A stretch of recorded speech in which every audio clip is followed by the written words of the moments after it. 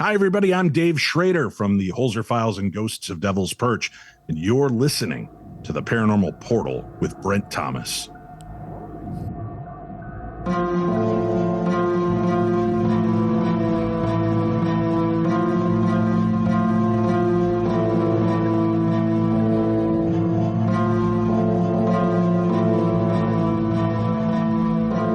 Today is a special day here on the podcast, and I'm here to tell you, I'm really excited about our guest today. He is no stranger to this section of our world. I'm speaking of Dave Schrader. He is the host of Paranormal 60 Podcast, former host and producer of Darkness Radio, investigator on the Travel Channel, Holzer Files, Ghosts of Devil's Perch, Ghost Adventures, and more, and paranormal investigator on Discovery Plus, and he is also the author of his brand new book, Theater of the Mind. Ladies and gentlemen, check it out wherever you get books. There it is.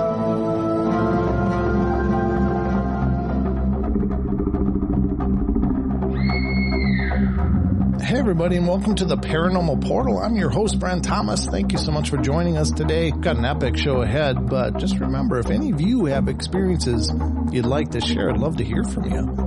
You can either email me at paranormalportalradio@gmail.com or head over to paranormalportal.net and scroll down and find the button that says interview me, and that'll allow you to look at a calendar of possible times and dates and find a date that works for you. Love to hear your stories, so definitely get in touch with me. Ladies and gentlemen, Mr. Dave Schrader. Welcome to the show, Dave. This is an absolute pleasure to have you here. Hey, thank you so much. I'm a huge fan of the Paranormal Portal with the host, Brent. Okay. It's one of my favorites. You don't know the chills that gave me, Dave. You're just a few shudders too, but chills mostly. All right. So, Dave, obviously, you've been at this for a long time. Sure. I would just like to, if you don't mind, I gave a very brief introduction. Is there anything I missed that you want to point out to our audience? Here's kind of the 10,000 mile high sky view of it. I've grown up in a paranormal world, having paranormal experiences with the ghosts of my grandparents after their deaths when I was very young, to UFO sightings over Trout Lake, Washington in 2006, a Bigfoot sighting in about 1977 in Foley, Alabama at my grandparents' property, and grown up in a haunted house. So I've just always been around it, always been fascinated by it, and I was eventually able to marry my two loves and passions of the paranormal and radio, and began doing a show called Darkness Radio back in 2006. I did that for 16 years and stepped away to relaunch and create the Paranormal 60 podcast, which is where you find me today. And through my journeys, I've been lucky enough to be a guest investigator on shows like Paranormal State, Ghost Adventures. I was on the miniseries Paranormal Challenge with Zach Bagans. I've done the Haunted Hospitals, Ghost Brothers Fright Club. And then I was the lead investigator on the Holzer Files paranormal TV show on Travel Channel and Discovery Plus, and on Ghosts of Devil's Perch. And those can now be seen on Discovery Plus and the Max streaming service. So I've had a really exciting life, just filled with high strangeness. And I've been lucky enough to be able to see and explore the world, to examine these stories and concepts and different beliefs and constructs when it comes to the supernatural. Yeah, and I was fortunate enough to catch your presentation at Phenomicon last year, and it was just phenomenal. You're an incredible public speaker, and the material you covered was really surprisingly comprehensive for the limited time, and I was really, really impressed by that. And of course, we talked a little bit during the conference, but we all had our things going on. But I really appreciate the depth of your vision and such. And I've got to ask you, do you think, because I think we both probably talk to a lot of people that are experiencers and have seen this stuff, throughout their lives. Do you think by virtue of growing up surrounded by this, that it attunes itself to you or creates, a vibe or a magnetism for this stuff to find you? Well, I think you become more aware, right? If you resonate in a certain place and you're always around it, it's kind of like owning a purple car. You buy a purple car because nobody else has a purple car. And then the minute you hit the road, all you recognize are purple cars everywhere. So you start, I think, when you focus in on this territory of life, you start to notice things more. And, I try to remain a skeptical believer. I've had experiences, some I can explain, some I cannot, some I've done my best to debunk and cannot. So it's about the experience itself. And I find that fascinating, just kind of a neat element of life that I think a lot of people miss out on. Yeah, I would have to agree. I mean, not that I've got near the pedigree that you have, but, I definitely think that you're right. It's amazing as human beings how deep our tunnel vision goes and how much we don't see until you start seeing it. It's like, what the hell happened? This is the place that I thought it was.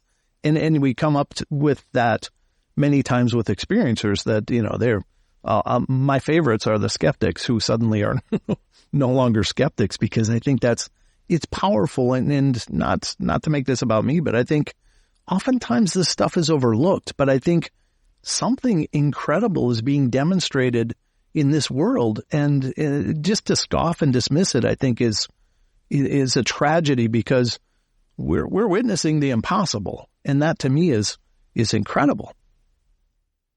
Well, we're not witnessing the impossible. We're witnessing the improbable. Sure. Impossible means it just doesn't happen. We know that it happens. It's just hard to wrap our heads around what it means. And I don't blame people for being hyper skeptical or cynical towards certain things, because when you can't fit something into a paradigm that makes sense for you, a lot of times our brains just cannot process. So it's easier to say this just doesn't exist and walk in that path and not have to focus on what it means if these things really do exist. And I give credit to people that walk that path as well, because it's hard to have strange things happen and just not want to acknowledge it. Yeah. I think you're absolutely right. And the old saying, ignorance is bliss. Well, I think the main thing is we've got Hollywood and Stephen King to thank for the reason that people fear the paranormal and the strange as much as they do, because I think that our fear is what limits us in our capacity to see and experience things. Mm-hmm. If you walk in a place of fear, you walk in a way that portends, I don't want this, I don't need this. I think you're pushing things away from you. Whereas if you open to the experience, even what could seem unsettling, like getting knocked on my ass a couple of times on TV by an unseen force, would have been very easy to stand up and run out and not do this again. But instead, that really grounded me to want to understand more. And how is that physically possible? What force moved me? And what can we do to understand that type of force? So I try to replace the fear with this kind of inquisitive nature. Mm-hmm. And sometimes it's hard. The heart is racing, the breath is catching, and I'm trying to make sense of what's going on in the moment. But I find that I have more fully rounded experiences than a lot of people. And if we could all just remove the fear factor and say it's okay to be shocked and in awe when you experience something, but don't give strength to the word fear or I'm afraid, then I think you'll start to witness and experience so much more. It was like once I removed that buffer, that speed bump in my consciousness of fear, and that's not me trying to be a big badass tight t-shirt wearing ghost hunter. It's just realizing the limitations that fear creates. And again, I love the, anagram fear, false evidence appearing real. A lot of the things we think we're experiencing come from a different level of how we've been brought up, right? Mm-hmm. I have a pit bull. I can go outside with my pit bull on a chain and people jerk and stand back in fear. Yeah. They don't know that he will knock you down and lick you to death is probably the worst that's going to happen to you. If you break in the house, he's a different dog. But outside, somewhere else, he's a loving, sweet dog. But it's the perception that people have heard that makes it frightening and makes a more frightening experience. So I think that if you can learn to see past those barriers and realize that, you know, something touching your hair is not evil. Right. You know, I've had ladies go, "Oh my God, it flipped my hair. I got to get out of here. It was a demon." And I'm like, what demon is like, ooh, and flips your hair? You know, what demon is that? Yeah. And, you know, I just tell people, I think you've got to focus on the moment as opposed to the fear or expectation of what you assumed it might mean. And maybe that's all the energy that spirit had to get your attention. And it just wanted to let you know it was there. So if we can get people off of that fear wagon, I think they'll start experiencing and seeing more things. I am not a fan of the outdoors. I don't mind it. I just know it's dirty and pokey and things want to eat me out there. So my want and desire to go find Bigfoot is huge, but my want and desire to not be eaten or come down with some kind of weird intestinal parasite is stronger. So I'm not always real active in going out to investigate those type of claims. And well, Dave, that's a fear you have to get over. My fear is very real. Yeah. Coyotes, wolves, and snakes live in the woods, and going out into their area looking for another giant bipedal hominid that may be 8 to 14 feet tall and has the strength to rip deer's heads off of their carcasses, if we're to believe the stories. I have not gotten one straight answer from a good Bigfooter yet when I've said, okay, so what do you do if you find one? So you're out in the wilderness, you're with your little clique of buddies, you don't bring a gun because Bigfoot's smarter than that, and he'll know if you have a weapon. So you round the corner and there's this 10-foot tall bipedal hairy hominid who's very mad that you're impeding its area. Do you tickle it?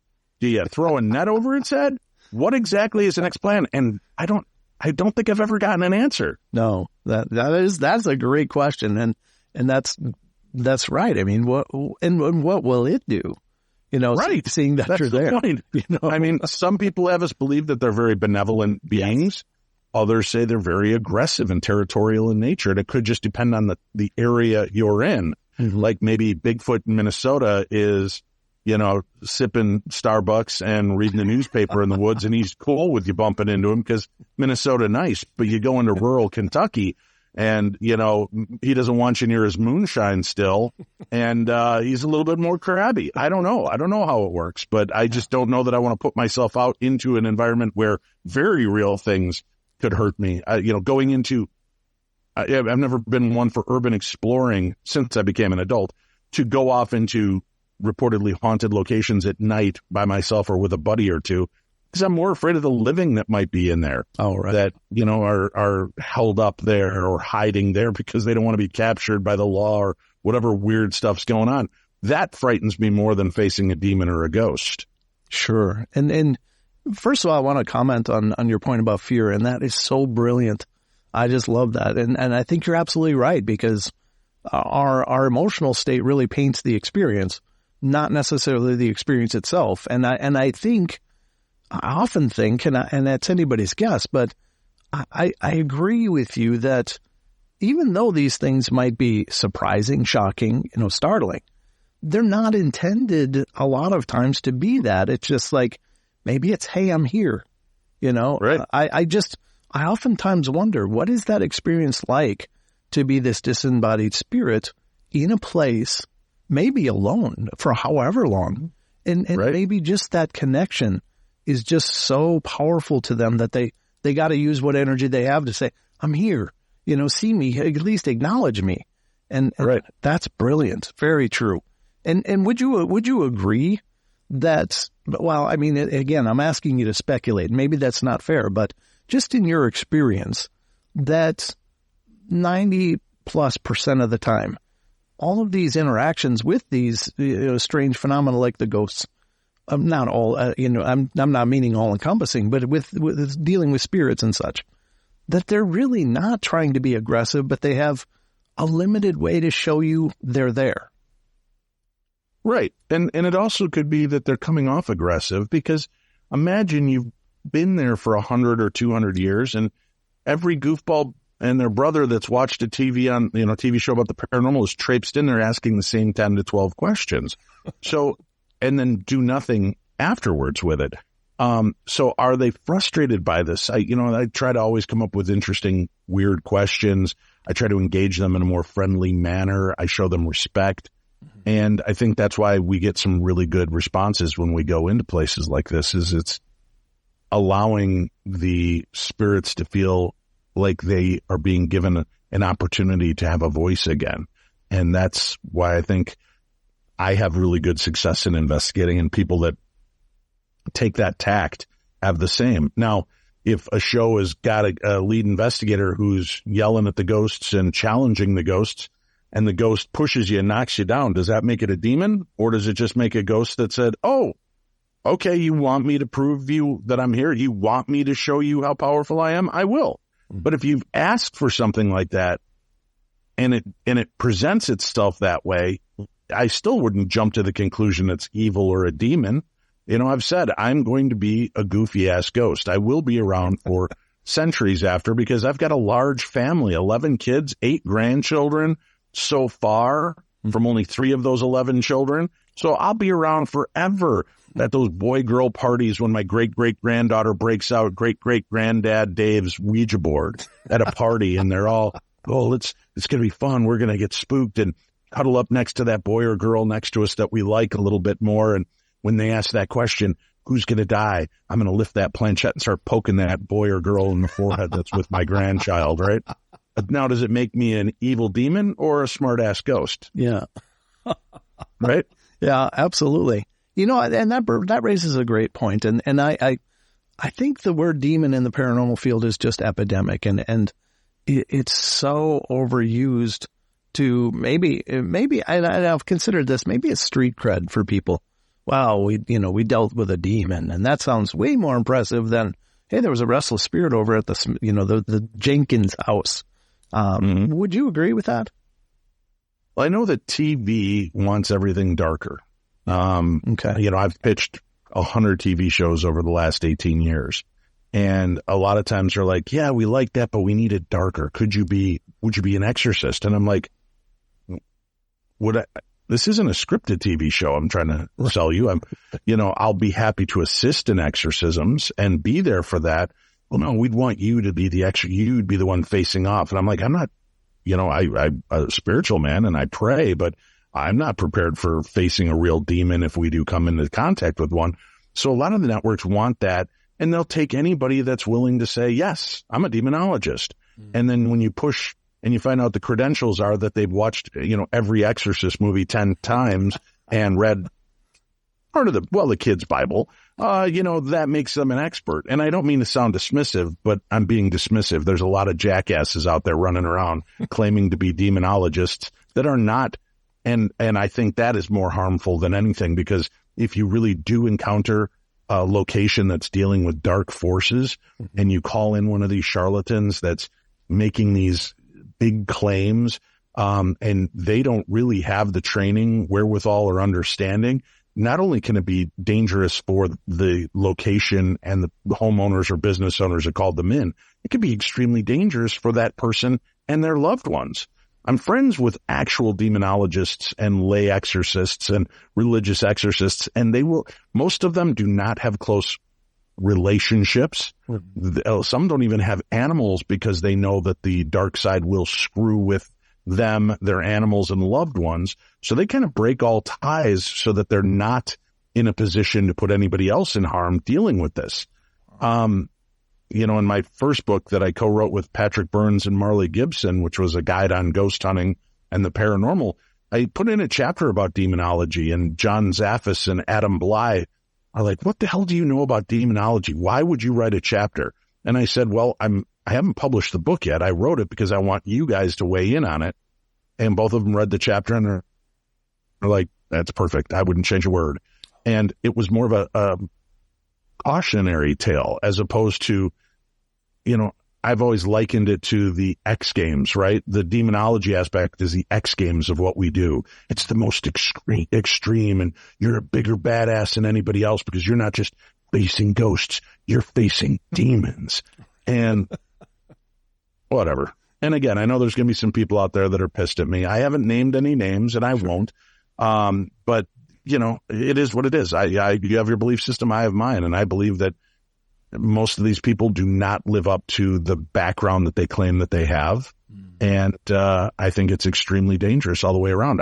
I've been tapped to pray at a lot of the locations I investigate on TV and in person, and I'll do that and lead prayer to try to help the spirits and everything. But again, first of all, if I were a demonologist, I wouldn't wear like a badge and a shield that, oh, look at Dave Schrader, demonologist. Right. Because I think when your ego gets involved, you're looking for an ass kicking by the spiritual side. You know, they want to show you real quick how powerful they are or how lack of power you truly have. Right. Yeah. And I think you're absolutely right.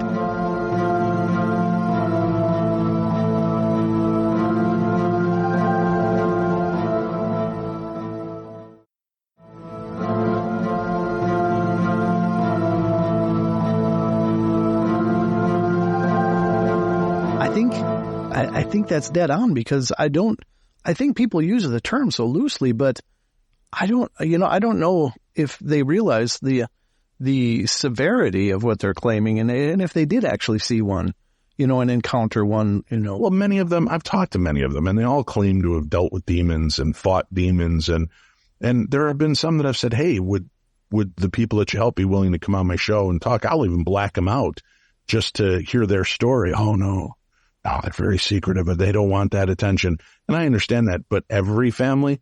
Right. Yeah. And I just think it's strange that very rarely is there real solid proof that a lot of these lay demonologists are doing it. You know, you watch Ed and Lorraine Warren on the movies, and you know, I love Ed's conviction, and I love the fact that in real life that he really wanted to help and felt called to do this stuff. And that's great. And the church did lean on him because of his expertise. And when they didn't want to or know how to deal with things, or it fell outside their jurisdiction, Ed was one of the people that they worked with. And, you know, I respect the hell out of that. There's a lot of things said about the Warrens. There's a lot of things said about Dr. Hans Holzer, about D. Scott Rogo, about any of the paranormal researchers and investigators that were out there trying to break through the glass ceiling of preconceived, you know, ideas on what the supernatural and the paranormal were or continue to be. But I glomming on to wanting to be a demonologist because it's the coolest. Yeah. And you know what's so funny is a lot of these demonologists are out there running around with goat's head t-shirts and satanic rings, and I'm like, what are you doing? You know, what's going on here? What kind of confusing? Are you a demonologist or are you a demon follower? I don't follow where you're going with this. Well, so you have to know the enemy, and I know the enemy. I know the enemy well, and I'm certainly not going to wear the, you know, shackles of his armor on me to prove what a badass I am. That just seems like, again, you're looking for trouble. No, do you mind if I ask you another personal question? And not personal. I mean, it's in this realm, but I've thought about this a bunch, and not that I'm right or wrong. I have a theory, and that is that if you really are dealing with a demon, it doesn't come in the door and go, "Hey, I'm a demon. You're in trouble now." It's a war of attrition. That they don't announce their presence, and they you know, the oppression starts with a person. And, you know, their mood changes. They just feel like they're always in the rain, even if it's a bright sunny day. They just never feel that light. And the demons is almost like, you know, for lack of a better term, like a parasite. You know, it's there, and it's increasing its strength. It's increasing its control, but it doesn't announce itself. And you know, maybe by the time you may realize or it comes to you, or somebody points it out to you, I think you're maybe dealing with something dark, a demonic thing or something. That once you realize that, it's already way late in the game. What's been going on has been going on days, months, years. You know, they have nothing with time. I would be cautionary in positing that, just simply because a lot of us in the field deal with depression and anxiety. I think that's part of what brings us together. It's the want and desire to understand and realize that there is something more to this world and to this existence than just getting up every morning, you know, going to the bathroom, showering, shaving, and going to work, coming home, eating dinner, paying bills and going to bed and doing it all again. So I think a lot of us that deal with depression and anxiety should not ascribe it to a demon. Sure. I've dealt with the depression and anxiety the better part of my life, and I don't believe that it is an outside demon that is influencing me. I believe it is the fractals of my own personality and insecurities that cause these issues, and real life experiences of things that I dealt with. So I don't want people that feel powerless point the finger in a direction that is less likely. But then again, the famous saying is the greatest trick the devil played on us is making us believe that he doesn't exist. Like you, I believe that there'll be a progression to how it happens, but I've often told people, I think I have a demon is the call that I've gotten. And I'm like, if you think you have a demon, you probably don't, Yeah. Explain to me why you think you have a demon. And then sometimes it's just easy to walk people off that ledge, showing them a different perspective. Again, sometimes it's something flipped my hair or I heard a breath. Well, what do you think there's, Jacoby, the demon of heavy breathing, and they'll kind of laugh. And I'm like, yeah, so maybe it was literally just, maybe it was your guardian angel watching you do something stupid again going, Yeah. I would believe that quicker than I would believe it's a demon that's just heavy breathing in your ear. So I think we already are a weak enough species that we want to point the finger of blame everywhere else for all the issues we have in our life, that I don't want people to feel like every problem they have is because the demonic realm is picking on them. Right. That'd be very easy. Listen, I've been in this field a long time. I've lost a lot of friends because of the field I'm in that don't believe or have passed away from different diseases and depression and suicide. And so, I've been through a lot on this, and I've risen and fallen and risen and fallen. And again, it'd be really easy to pinpoint, well, look at, you're in the field of the paranormal. Therefore, all of the bad things are because of the demonic realm that you've stirred up. And I don't think so. I think I've just made some really stupid choices in my life, and I'm paying for it. And I didn't think that through. I didn't see the full end of it. And I'm willing to accept more of my own responsibilities and inadequacies than I am to give it to the supernatural as though they're the ones doing it. Mark and Debbie Constantino died in a murder-suicide a few years back now. Boy, 8 years already. Can you believe that? No. Wow. 8 years. And tragic. Yeah. Not actually 9 years, I think. I think they passed away in 2005 because my mom passed away in 2006. So yeah, it's been like 9 years since Mark and Debbie Constantino died. And it's remarkable. And everybody wanted to jump on the wagon that because they were proficient EVP specialists, great at getting recordings, that they had opened a door. Yeah. No, I knew them from very early on in their career. They were a volatile couple. Oh. They were volatile, and I don't believe it had anything to do with the paranormal. I just think it had to do with tainted love. And they both felt this weird ownership over each other, and they were both very controlling of each other in different ways. And it was a tragedy, no doubt about it. But do I believe a demon did it? No. I believe internal demons did it. I believe it was our own failings as a human, and making poor choices and trying to, Mark having made a huge mistake leading up to that moment and realizing maybe the only way to help his daughter avoid jail time was to take him and his wife out of the picture. And I think that is, I believe that that's a big reason that they are dead today, and it has nothing to do with a demon. I think it was Mark just making a very poor choice. Wow. I really appreciate that insight too, because, I think those are the lingering things that still are adrift out there in our sphere. And, it's great to have that humanized, I mean, yeah. Mm-hmm. And, for all the rest of us, we're on the outside looking in through this little window we see on in an episode or two, and to come to any conclusions based on that is just, it's kind of ridiculous. So I appreciate you taking a moment to flesh that out, because that makes sense. I also want to address, though, the fact that I know that there are a lot of these TV shows that are dealing with the demon of the week. Mm. And I don't begrudge what they're doing. They're entertainment. That's their value. But if they want to ascribe it to being a demon every time, that's their prerogative. And if you as a viewer elect to believe that it's a demon every time, that's your prerogative. I think there's something worth watching in every show, even in shows with paranormal investigators you don't necessarily like or understand, because it's kind of interesting to see what about this experience made them believe it's demonic in nature. Yeah. And are we misinterpreting signs like emotion changes where, oh my God, I'm being possessed? Or are you in a clairvoyant state picking up on the anguish and anger of that spirit where you're not really possessed, but you're in an empathetic kind of whiplash mode where you're picking up on the experiences or feelings of the dead, and it is playing out that way? I think that there's more of a case of that. I also think, I have concerns for friends of mine that have been in this field for 20 years doing TV shows because they put themselves out there and they don't protect themselves necessarily very well, because their fear is, if I protect myself, the spirit element is going to go away and I've got a career I need to continue. And that opens them up to more manipulation by the spirit realm or even their own emotions and personality. I mean, you keep steeped in a situation where you're constantly angsty and nervous and sick and fearful, and that's got to be just torture on the body, just absolute torture on the body, mind, spirit, and soul of everything that you do.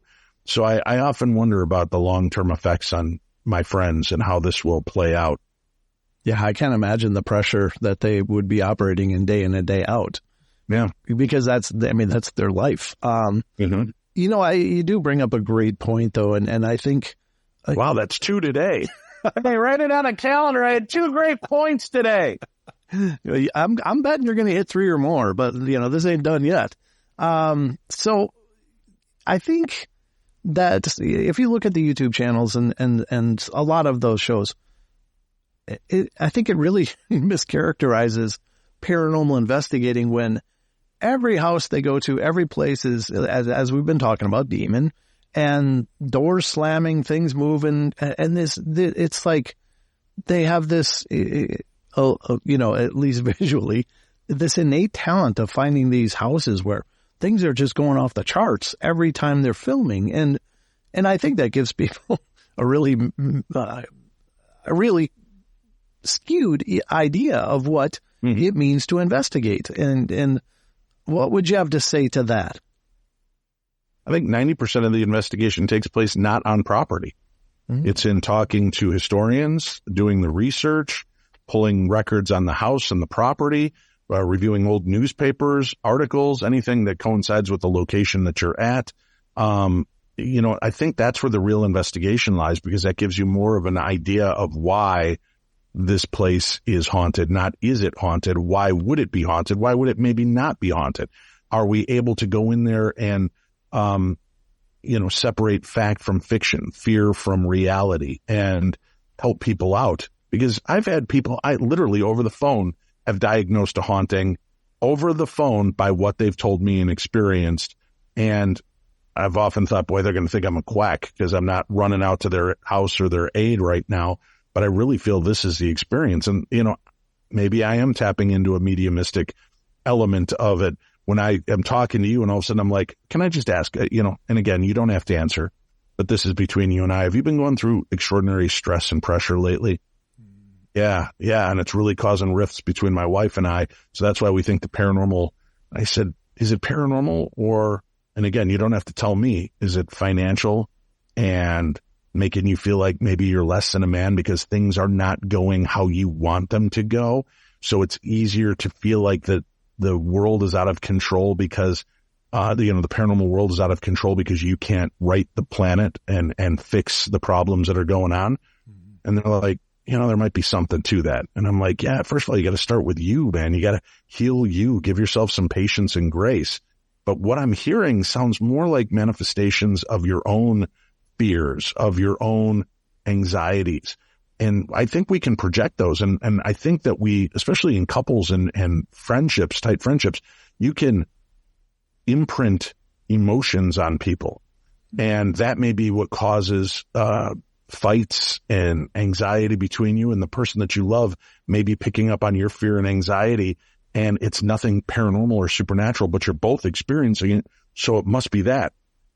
Or is it just that you're so in tune to one another that your fears and anxieties are feeding one another?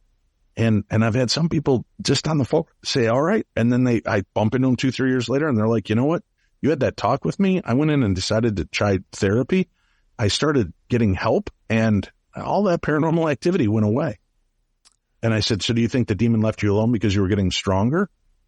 I hadn't thought of that, but I don't think so. I think I was just so overwhelmed by my life that, you know, I was kind of acting out without really acting out. That's what PK, psychokinetic energy, is. That's what happens around, you know, prepubescent teens and menopausal women, you know, is there's this kind of chaotic energy as their bodies are changing and the chemistry is changing. And it's not just limited to women. It happens in men. And I think we can have a part of that. So sometimes it's about taking the logic of a situation and examining it like a dream interpreter.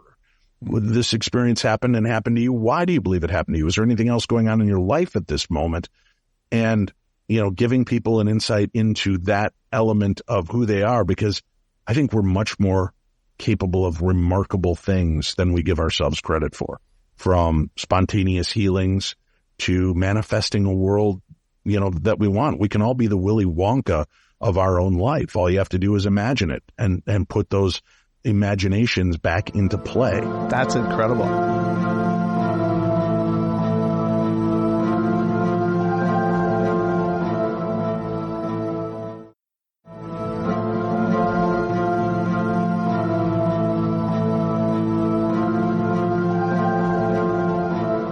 I mean, you're making my job so easy, because that was going to be my next question, actually. I was going to ask you about the possibility that in maybe some of these cases that people are manifesting that almost in like the poltergeist phenomena that, you know, the pubescent and prepubescent girls are, well, it's often attributed to, but probably not exclusively, but this is just another manifestation of that same phenomena, but it happens in adults. It happens with people going through, you know, extraordinary trials and stress.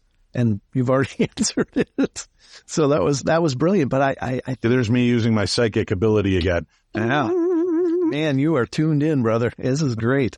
I think it's fascinating because this obviously this wormhole keeps going and going and going, but how do you see this progressing in the future? I mean, do you think we'll ever come to that place of maybe understanding this stuff and having, no? Okay. No. Here's why. Everybody wants to be right about their ideas. Mm-hmm. And Dave Schrader can come up with theory ABC, and I can get 1/10 of the population to believe in it and follow me. And they will stand behind me rigorously. Mm-hmm. And then you've got a great philosophy and theory, and people are like, well, that makes more sense to me than what Dave said. And then you've got your followers on those theories. And there's different religious beliefs, and there's different conceptual ideas on how all of this takes place, and nobody wants to be wrong. That's the biggest problem in our field, is that everybody wants the keys to the imaginary kingdom and nobody wants to share them. Nobody wants to share knowledge. Everybody wants to be little. It's easier for me to tell you you're an idiot and don't know what you're talking about. And that's not what we found when our team went there. Mm-hmm. Well, then wouldn't it make more sense if your paranormal team, my paranormal team, and a third paranormal team all agreed to go investigate the Villisca Axe murder house? You investigate it, take copious notes, pour over your evidence. My team goes in, we do the same thing. Team C goes in and does the same thing. Then, as the leaders of those teams, you, myself, and the other team leader get together, and we go over what we found. And well, I didn't get that kind of activity. That doesn't mean it didn't exist for you. It might just not have unfolded for you that night. Or maybe your strengths are picking up visual.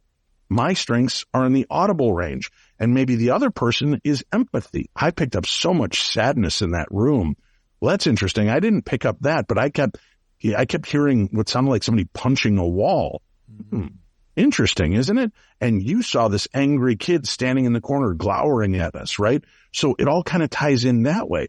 So if we're able to go in and I say, all right, this is the evidence I caught, and they go, oh yeah, We caught that too, but we realized it's a reflection from the chandelier above. Here's our photographs.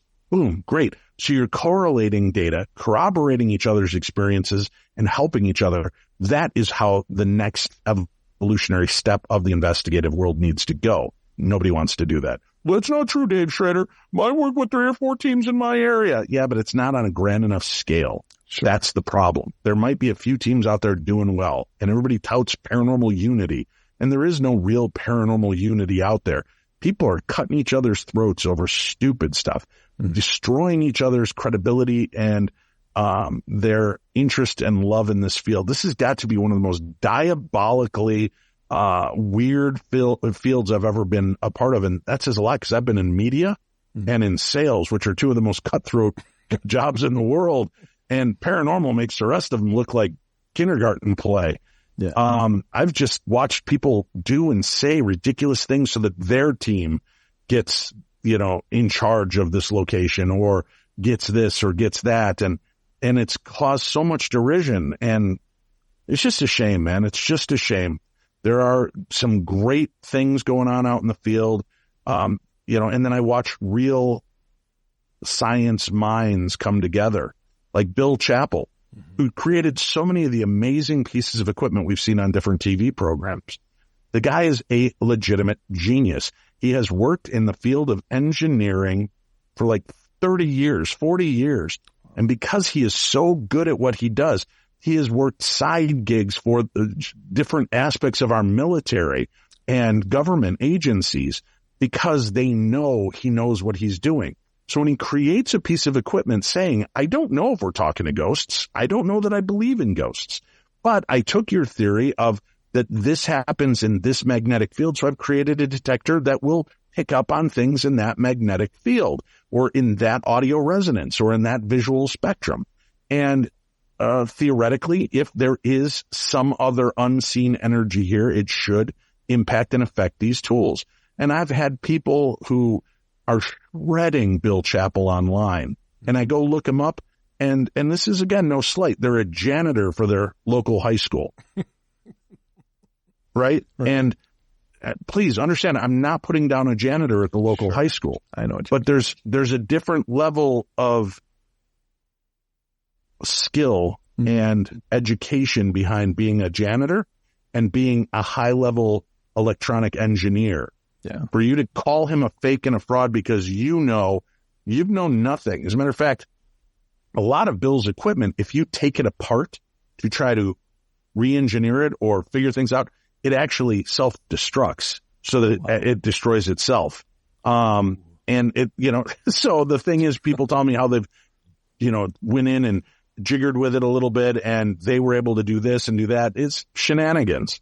And again, the people out there that think they're above others in intelligence quotient and will summarily dismiss somebody with absolutely no background in the field. But because it doesn't equate to what they believe in. That's why I said it's a destructive nature. And I've watched a lot of people, good people, fall to the wayside and just want to not deal with it. Women in particular, this field is driven by women. Women love the paranormal, but women are so cruel to one another in this field that it is disheartening to watch happen. There is no sisterhood for the most part. It is, everybody is out for themselves. And, that's just, and that's shattering. It's disheartening. And hopefully your vision can come to fruition that people can work together. But you're right. I mean, I've seen it in the Bigfoot community forever as well. That is just as much or more so cutthroat. And it's a shame because I think we all want to move to a place of understanding or at least to new discovery. And unless we work together, we're always going to be hitting against and, battling against each other. And that's not pushing it forward. I know you've got people like the people that were involved with the Scole experiment, SCOLE. People look it up, the Scole experiment out of England. Here's a group, this diverse group that would get together on a specific day every week to try to engage the spirit realm. They were committed to this for years, and they were getting amazing results until the infighting started, until the ego got involved. But when it wasn't, when they were just to be witness to these remarkable things. Oh, man, there's a book out there. There's a documentary out there. Mm-hmm. As a matter of fact, if you go to the Paranormal 60 podcast page on YouTube and subscribe, it's free to subscribe. But if you look through my videos, I do have the Afterlife Investigations, the Skull Experiment video up. That's a really fascinating 90-minute documentary about the things that were done, how it was and how it worked and how great it was until we got in the way of ourselves. And then it kind of fell apart. So it's, I think we're very capable of it. I think we could make some great leaps and strides, but everybody has to put their ego away and be willing to learn. That's what I've done on my radio show for years. What my beliefs were in the beginning to what they are now are radically different. And I don't feel the need to have to compartmentalize any one aspect of the paranormal, nor do I feel the need that I have to convince you that it's real. I don't need to.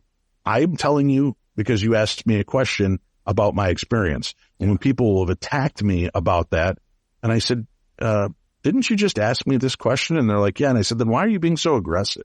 If you didn't want an answer, why are you jumping down my throat? Yeah. Well, it's complete and utter BS and you're just making crap up.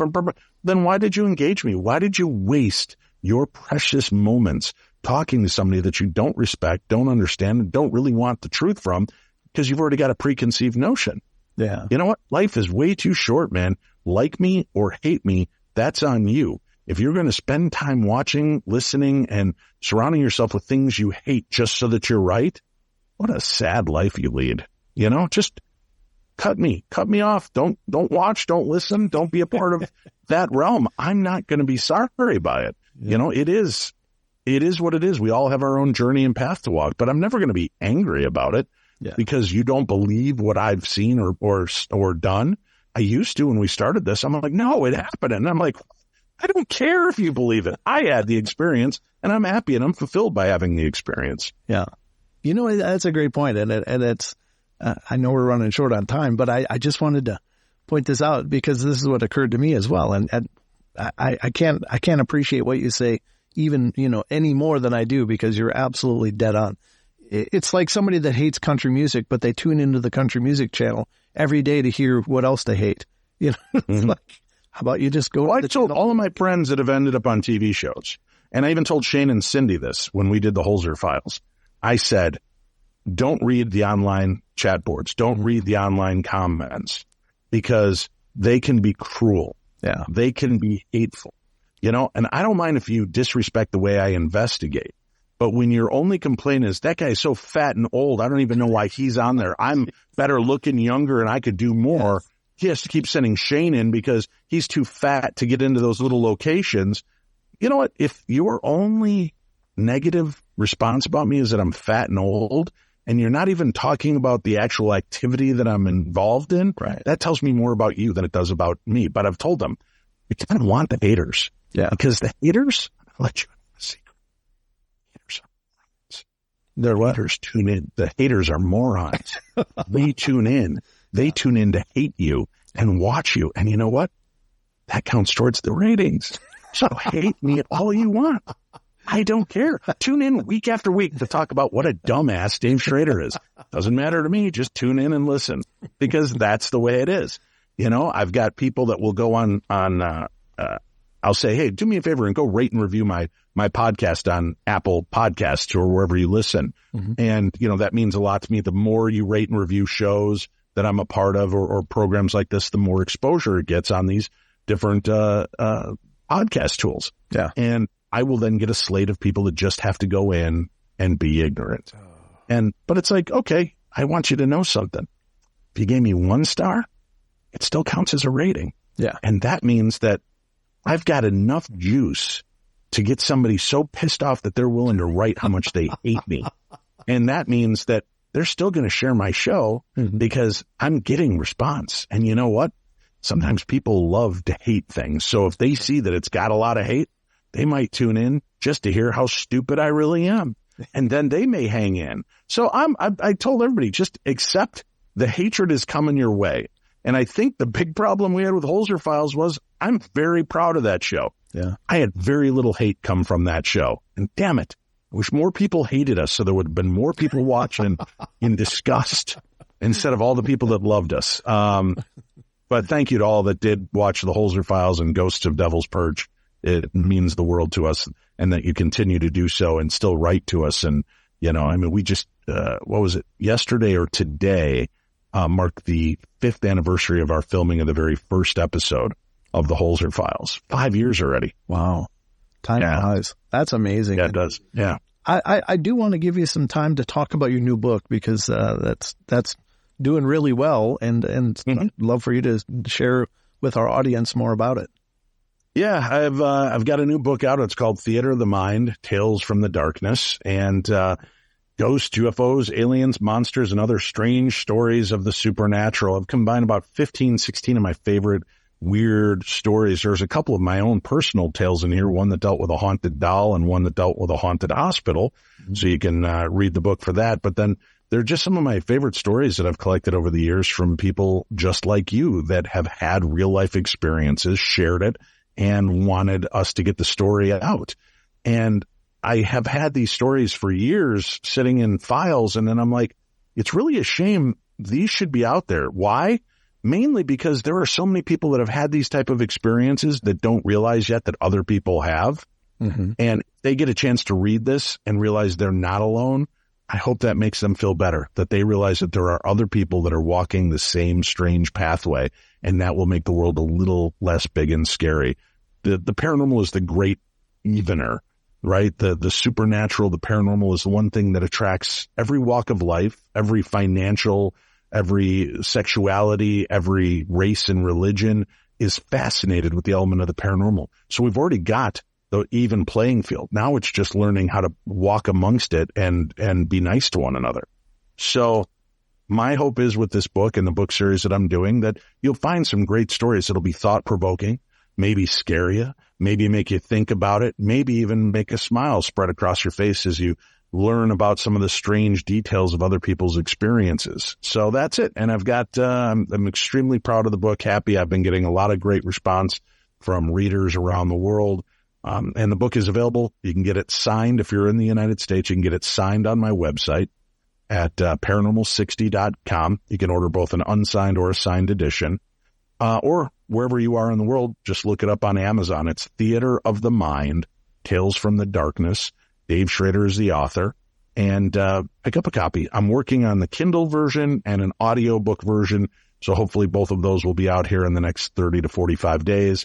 And I'll just keep working to make it as available as I can to people. But I want to thank all those that decide to take me along on their journey, whether it's watching my podcast, The Paranormal 60, listening to my podcast network, or following the TV shows and programs I've been a part of. It's been a pleasure to be your guide on many of these journeys, and I hope for many more years to be here holding hands with you as we cross the threshold of real and the surreal together. Well, Dave, it's been an absolute honor, and I can't thank you enough for taking the time to make this happen today. My pleasure. Thanks for having me on and for the respect and giving me an opportunity to talk about some of the different things that I don't always get a chance to chat about. My pleasure. I hope you'll come back because I have a million more things to talk with you about. We'll make it happen. Thank you. And like I said, hopefully I'll have 1 to 2 more of these books out this year, so maybe we can get together again at those points. Perfect. Thanks again, Dave. Thank you. Get out!